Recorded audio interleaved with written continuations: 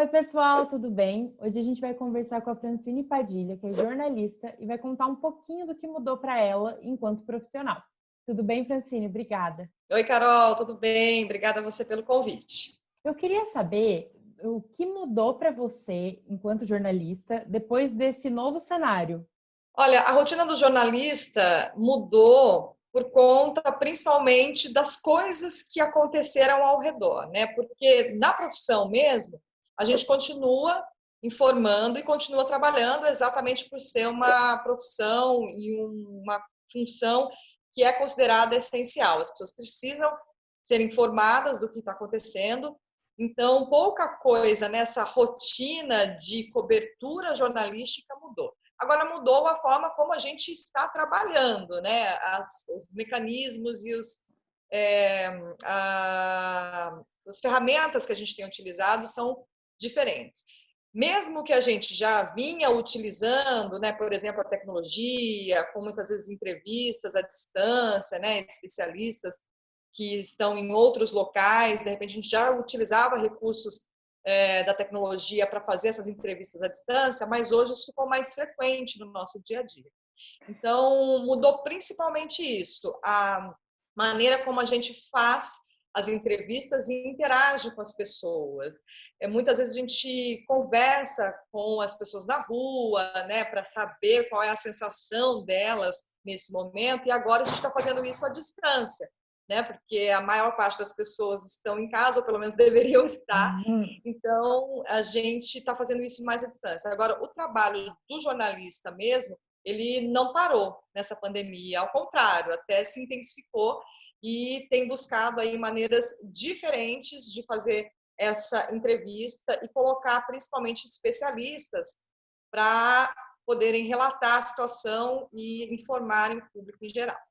Legal. E os jornalistas e os comunicadores, no geral, eles fazem parte dessa linha de frente, né? Super importante. Qual a importância de informar num momento como esse? Pois é fundamental, né? As pessoas precisam saber. Hoje a gente tem que pensar que existem diferentes meios de comunicação. Sempre existiu, né? Nos últimos anos principalmente, muitas formas das pessoas se informarem, né? Inclusive através de redes sociais, porque não há problema nisso. Agora a gente tem que pensar que nem todo mundo, por exemplo, tem acesso à internet, né, em casa. A gente viu aí a questão do Enem, muitos alunos reclamaram e houve inclusive esse adiamento da prova exatamente porque muitas pessoas, estudantes, não têm acesso à internet, sequer têm um celular. Então, por exemplo, a TV é um meio de comunicação de massa que está hoje um pouco mais acessível para boa parte da população. Sim. Então, esse é o meio que a pessoa tem de se informar, de saber o que está acontecendo. Não porque às vezes a gente tem essa percepção quando a gente olha ao nosso redor, de repente no nosso grupo social, grupo de amigos, né, na nossa família, a gente tem essa percepção de que a internet é acessível para todo mundo, que todo mundo tem um celular, que é facinho ali, e não é assim, né? Agora, principalmente com o isolamento, muitos estudantes, por exemplo, utilizavam o Wi-Fi de universidades, de escolas ou de outros locais, e hoje dentro de casa não tem essa possibilidade. Então, a TV, por exemplo, é um meio de comunicação de massa que está mais acessível. A informação para essa pessoa ela só vai chegar, né, através da televisão. Por isso, o papel da televisão nesse momento é fundamental. E qual é esse papel? Um papel de informar aquilo que a gente tem como certeza, né? E o que a ciência tem mostrado, por exemplo, quando a gente está falando de pandemia.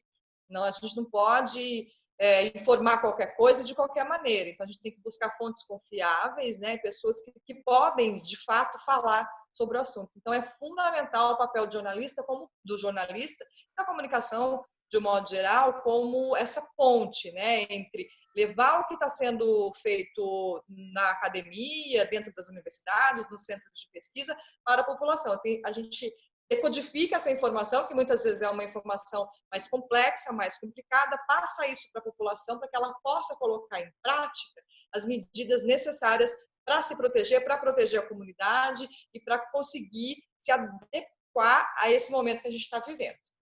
Legal. E muito tem se falado sobre as fake news, né? Assim, tudo que a gente escuta é fake news, são dois assuntos, a pandemia e fake news.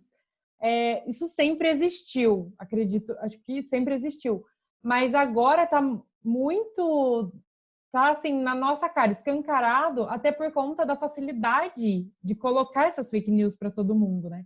Como o jornalista lida com isso, porque ele precisa apurar, tudo mais, como lidar com isso? Então, o jornalismo, ele sempre buscou, o jornalismo sério, ele sempre buscou fontes confiáveis, né? A gente vai beber o que a gente fala normalmente no dia a dia, direto na fonte.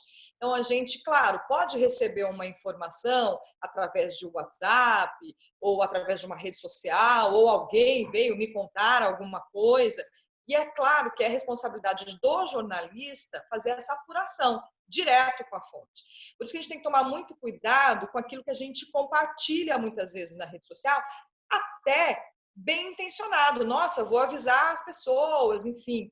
Mas isso tem que ser feito com muita cautela. Então, a gente tem que ter muita certeza daquilo que a gente está passando para frente. Mesmo que, de repente, você não trabalhe com jornalismo, com comunicação, mas você recebeu aquela informação e quer passar para as pessoas porque acha aquilo relevante e importante. Será mesmo? Né? Será que aquilo é verdade?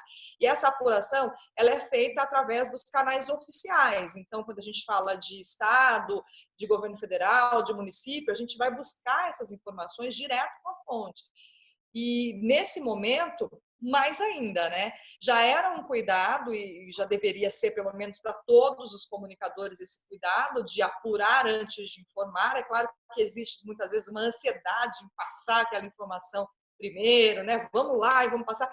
Mas o cuidado sempre existiu e agora, mais ainda, por conta dessa facilidade que você falou, né? Hoje é muito fácil você publicar uma coisa na internet, muita gente tem acesso a isso, é muito fácil compartilhar.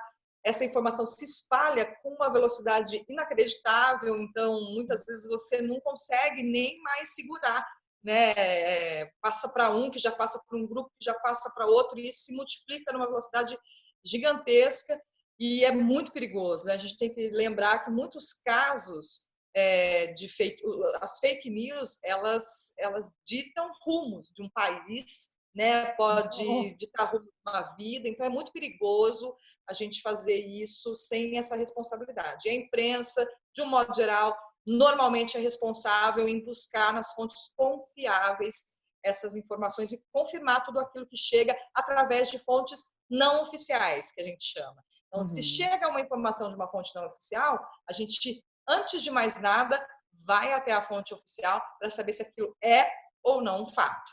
Legal. E de uns tempos, de umas semanas para cá, os repórteres, você é repórter, eles passaram a utilizar a máscara, inclusive no ao vivo, né, enfim, na frente das câmeras. Você acha que isso é importante? É importante ser exemplo? O repórter, o jornalista, ele é um exemplo? Qual a importância dessa atitude? Sim, não, é extremamente importante. Primeiro porque é uma regra, né? O repórter está na rua e se a regra, e existe um decreto que determina o uso de máscara para todas as pessoas, o repórter que está na rua, ele também vai cumprir essa determinação, né?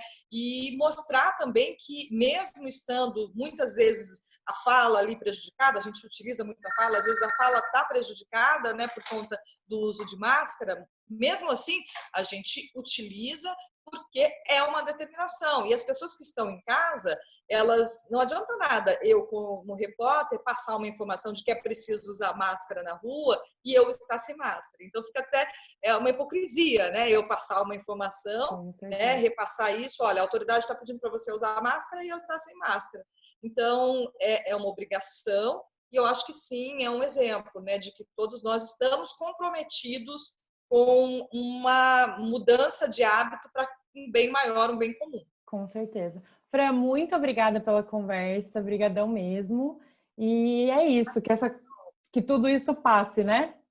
Com certeza que passe logo, que a gente consiga aí superar com saúde para todo mundo, né? E que a gente pelo menos tenha acesso às informações de uma maneira clara, eficiente, que isso possa ajudar esse período tão difícil, né? Beijo, Carol, obrigadão. Beijo, tchau, tchau.